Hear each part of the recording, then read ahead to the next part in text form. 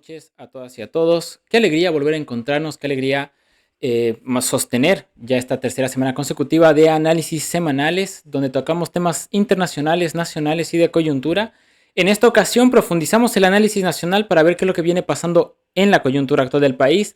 Vamos a hacer un abordaje más profundo a los bloqueos que se vienen dando esta semana, ver dónde se está bloqueando, quiénes están bloqueando, por qué están bloqueando, cuál ha sido la respuesta del gobierno, qué sectores podrían sumarse a estas protestas, qué viene haciendo la oposición y lo más importante, ver si esto escala o no escala y qué estrategias vienen planteando los diferentes sectores políticos dentro de esta coyuntura. Sin perder más tiempo, vamos a irnos a este mapa. Permítanme un segundito alistarlo.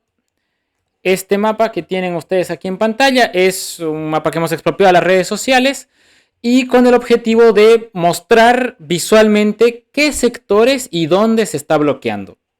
Estos sectores podemos agruparlos en tres bloques principales.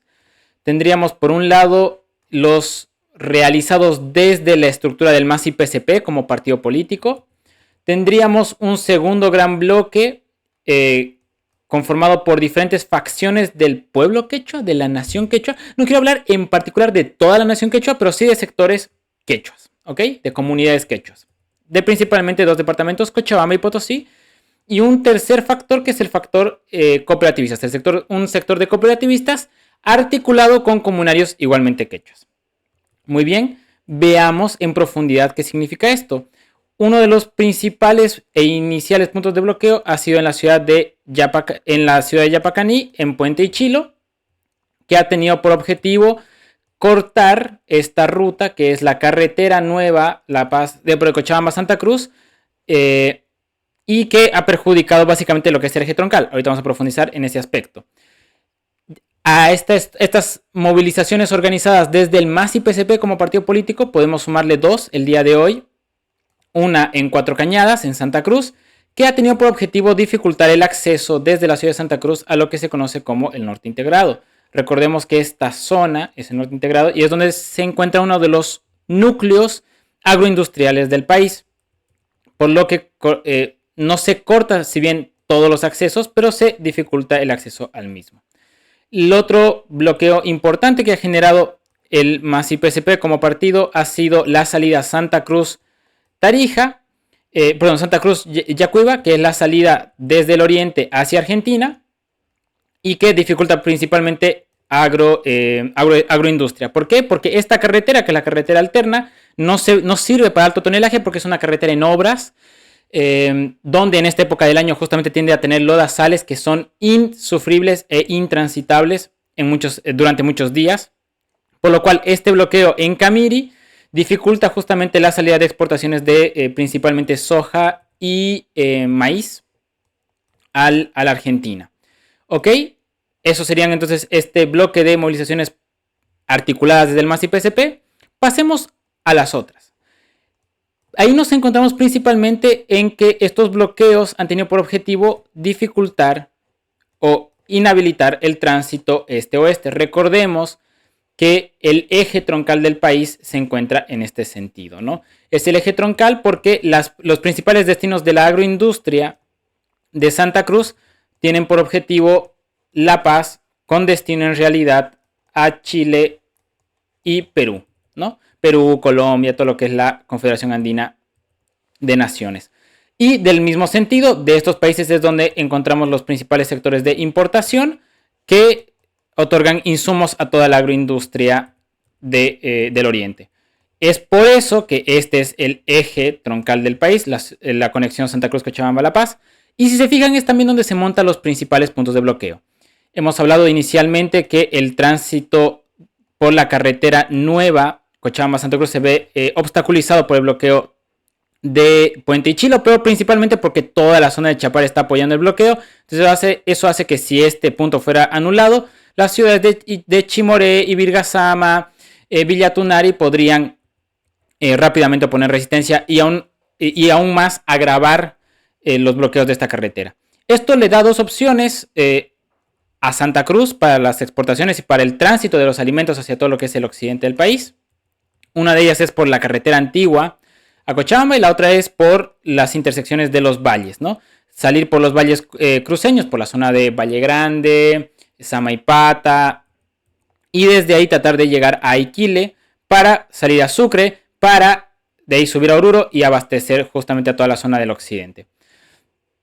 Muy bien, ahí encontramos nuestro segundo factor, nuestro segundo bloque, que son, como decíamos, fracciones de la nación quechua, que en Cochabamba se encuentran articuladas dentro de lo que se llama el Valle Alto Cochabambino. Cochabamba, recordemos que es un departamento rodeado de valles, pero que se agrupan en dos grandes bloques, el Valle Alto y el Valle Bajo. ¿Okay? Ahorita vamos a entrar en detalle con el Valle Bajo. En el Valle Alto hemos encontrado principalmente 4 puntos de bloqueo.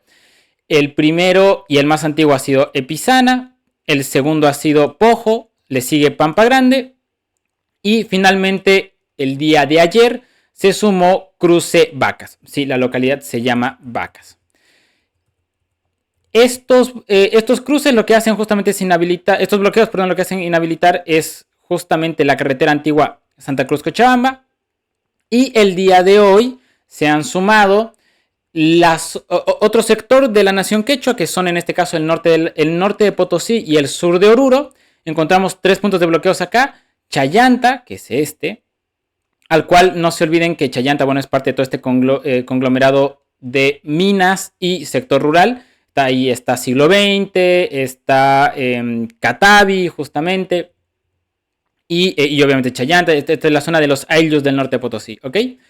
Dentro de esa misma zona de los aylus del norte de Potosí está este otro bloqueo de la provincia Tomás Frías, que se está dando en Cruce Cuiza se llama, que es acá, salida, conexión Oruro-Potosí, ¿no? Aislando más bien a Potosí del acceso al altiplano y obligándolo a ir al sur, a Uyuni, para recién de ahí subir al altiplano.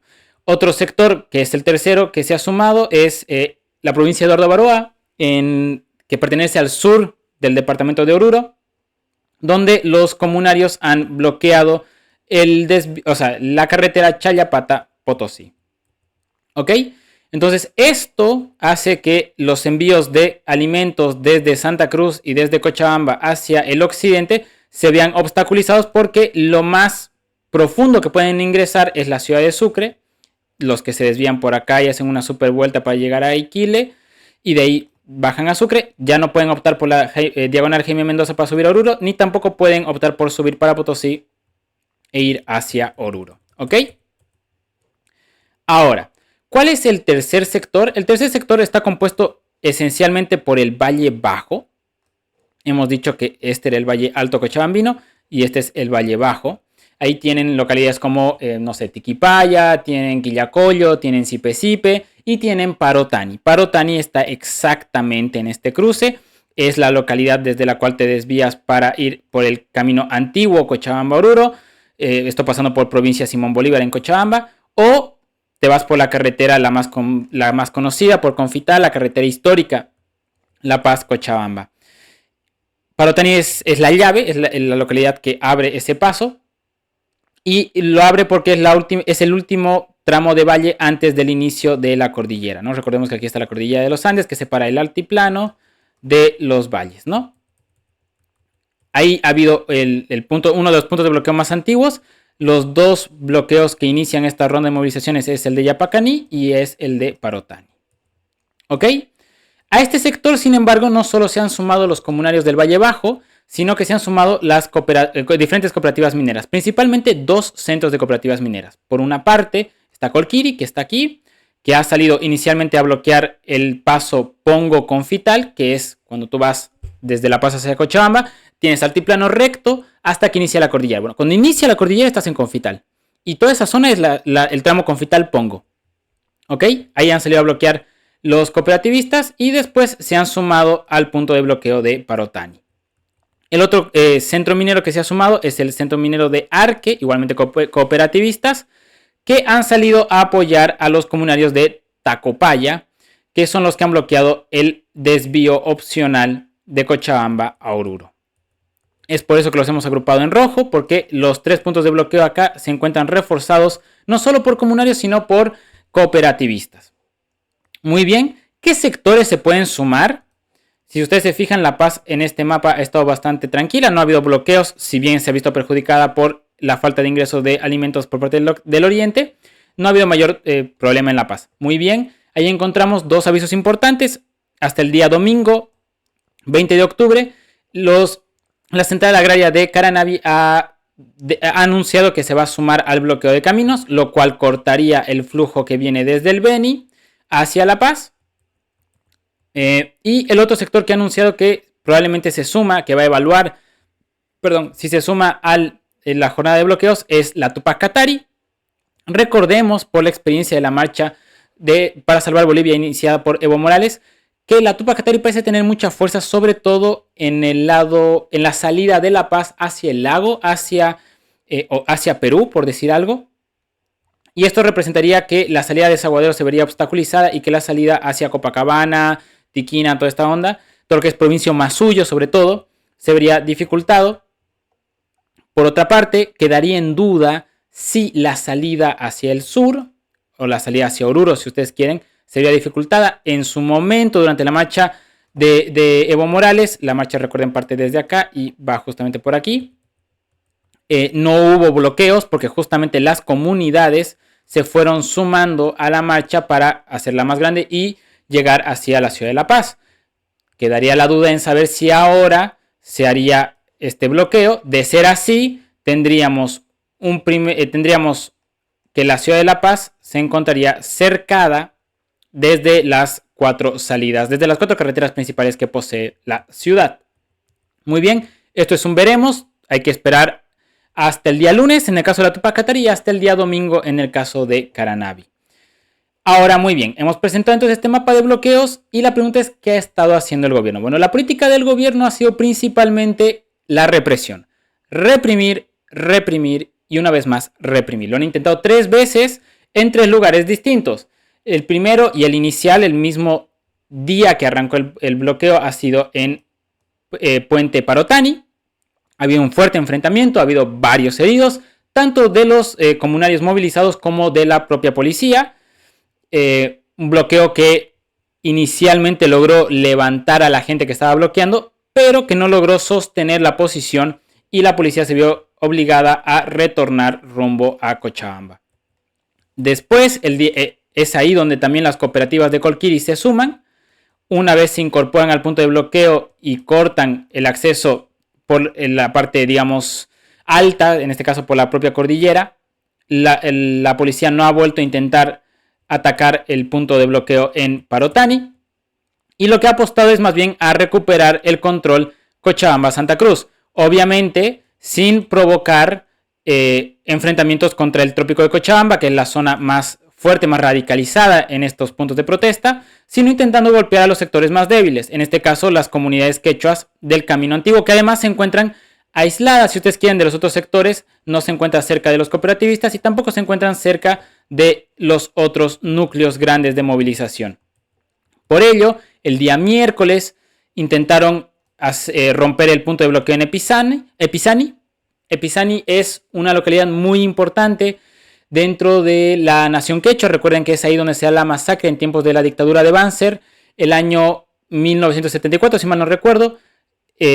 Una masacre histórica y que precede a la fundación de la CSUTCB, y que en este caso la policía vuelve a reprimir en Epizana, nuevamente sin éxito, y por ello el día jueves salen desde Santa Cruz, suben por los valles cruceños y atacan primero el punto de bloqueo en Pampa Grande y seguido el punto de bloqueo en Pojo, que es este punto de bloqueo acá, ¿ok?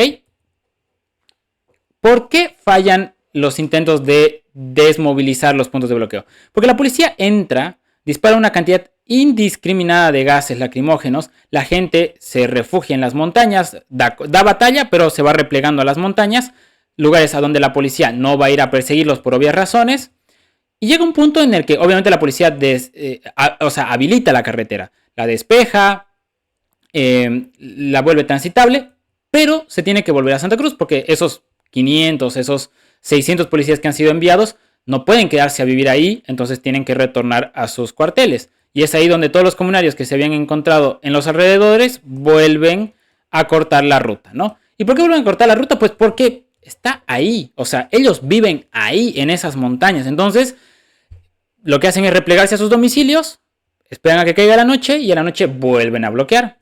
Y esto es una técnica histórica de resistencia por parte de los sindicatos y de las comunidades campesinas en todo el país. Entonces es lógico que la policía en cada intento logra un par de horas recuperar el control de la ruta, pero para esa misma noche las comunidades recuperan el control del territorio y vuelven a obstaculizar las carreteras. ¿Ok? Muy bien. Esos han sido los 3 puntos. Podemos ver que también la estrategia del gobierno es no confrontar contra los cooperativistas bajo ningún motivo. Hay bastantes malas experiencias por parte del Estado boliviano intentando combatir cooperativistas. Tenemos también una estrategia de no combatir al trópico de Cochabamba, en la idea de que el trópico podría radicalizarse y ya no pasar solo de estas medidas ofensivas de punto de bloqueo, sino a otro tipo de medidas. Y también una estrategia de no provocar al norte de Potosí. Recordemos que el norte de Potosí se ha vuelto una zona muy aguerrida y muy movilizada desde el año 2019. Y esto es algo que obviamente el gobierno está atento y que no quiere despertar. Muy bien, entonces hemos visto este panorama más gráfico. Quiero ahora que nos pasemos un poco a ver un balance general que nos permita más que todo ver si esto puede o no puede escalar. Para eso hemos elaborado estas gráficas. Primero que nada, esta primero. Proyecciones, ¿qué puede pasar? Para saber qué puede pasar uno tiene que estar atento a 3 cosas. La primera es unificación de agendas. Volvamos al mapa un instante para decir que justamente qué es lo que está pasando. ¿Qué sería la unificación de agendas? Estos sectores se han movilizado, si bien algunos apoyando a la iniciativa del MAS, digamos que está en esta zona, lo han hecho principalmente en reclamo a la crisis económica del país. Lo han hecho en reclamo al aumento de la canasta básica, al desabastecimiento de combustibles. Lo han hecho en reclamo a la escasez de dólares para importación, a la escasez de insumos para importar. Y justamente quiere decir que estos sectores tienen agenda, tienen puntos en común, más no operan todavía como un cuerpo unificado. Eso sí, tienden a apoyarse, a sumarse con aquel sector que justamente está pregonando por la unidad de estos sectores movilizados. Entonces, algo que puede hacer escalar el conflicto es que haya justamente una unificación de agendas. Primer factor, unificación de agendas. La segunda es un aumento de la represión. Recordemos que en Bolivia la gente se indigna cuando ve un acto abusivo por parte de la policía contra cualquier persona, sin importar la ideología. Cuando uno ve policías pateando gente de pollera, la gente se indigna. No pregunta de qué partido es, de qué partido dejó de ser. Da bronca. Y esos escenarios pueden hacer que la gente salga con más energía a la calle y que sectores que todavía están indecisos de si apoyar o no, de si aliarse con Morales o no, terminen diciendo sí, nos aliamos, porque esto es inadmisible. Entonces, un segundo factor que puede hacer escalar el conflicto es el aumento de la represión. Y un tercer factor no menos importante es un aumento de la presión de la paz. Recordemos que el año 2022 la ciudad de Santa Cruz se encontró casi 40 días en bloqueo. La ciudad ardió, Camacho hizo arder Santa Cruz y el país no pasó nada. O sea, ¿por qué? Porque La Paz es el centro político del país, no Santa Cruz. Y mientras La Paz no se vea asediada, la situación por el gobierno es manejable. ¿Cómo podría cambiar esto? Pues bueno, hasta el momento hemos hablado de quechuas, cooperativistas y interculturales de Chapare. El actor que podría hacer cambiar esta balanza es justamente los aymaras. Si los aymaras inician un bloqueo de caminos a La Paz, que se traduciría en un cerco parcial a la ciudad de La Paz, aumentaría la presión sobre la ciudad, tanto sobre el Alto, que tiene sus redes informales de abastecimiento con el campo, pero sobre todo a la ciudad en específico de La Paz. Y ese aumento de presión sí complica, en cualquier escenario complica la situación, ¿ok? Entonces, esos son los 3 factores que tenemos que considerar. Es lo que tenemos que estar atentos al momento de preguntarnos, ¿puede escalar? ¿No puede escalar? Bueno, son los 3 factores. Unificación de agendas, aumento de la represión y presión sobre la ciudad de La Paz. Posibles escenarios. Podemos encontrar una escalada del conflicto. Podemos encontrar un desgaste sostenido y un diálogo y acuerdos. ¿Qué quiere decir esto?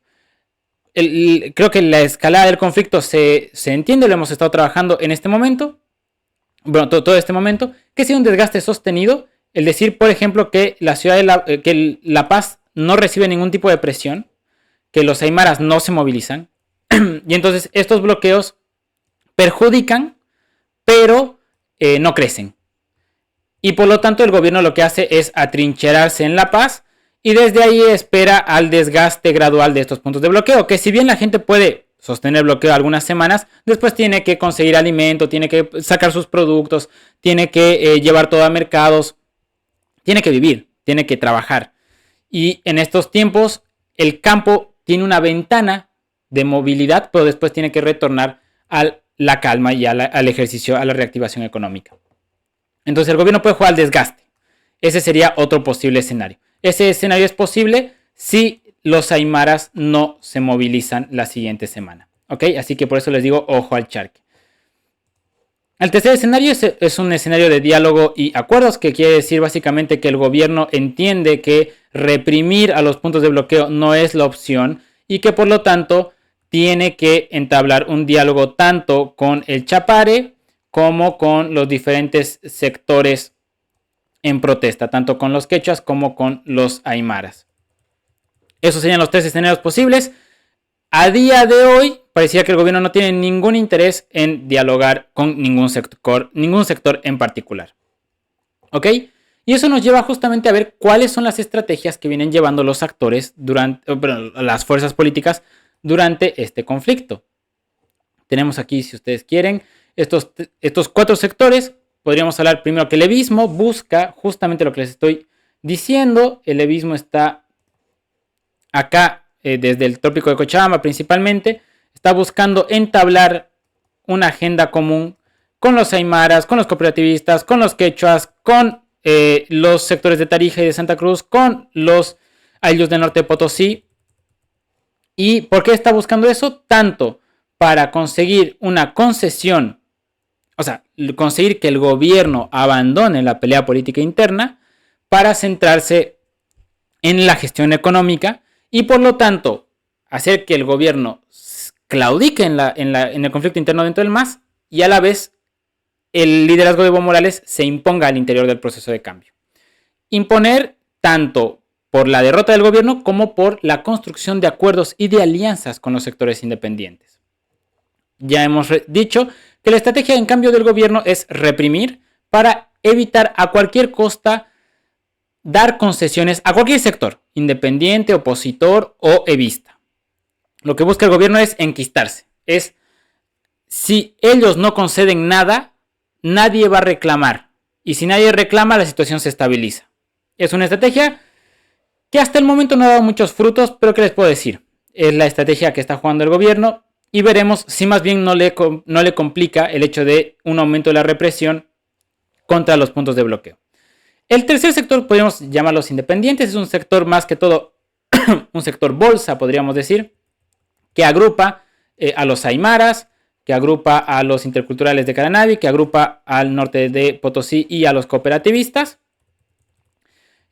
Como vemos es medio un tutti frutti, pero que tiene por objetivo demostrar que son sectores al margen del conflicto interno del MAS, pero que quieren la atención inmediata de sus demandas. ¿Cuál es esa atención? La solución a los problemas económicos, la solución a la falta de combustible, la solución a la falta de dólares, la solución a la falta de insumos para importación, insumos de importación y la solución a la baja del precio de los alimentos de la canasta básica familiar.